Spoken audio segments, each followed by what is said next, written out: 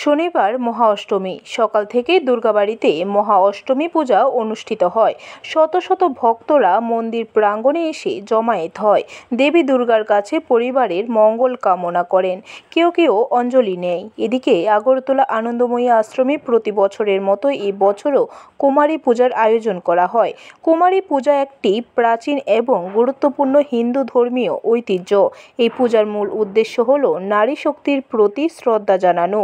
কুমারী মেয়েদের মধ্যে দেবী দুর্গার রূপ দেখতে পাওয়া যায় এই কুমারী পূজার মধ্য দিয়ে।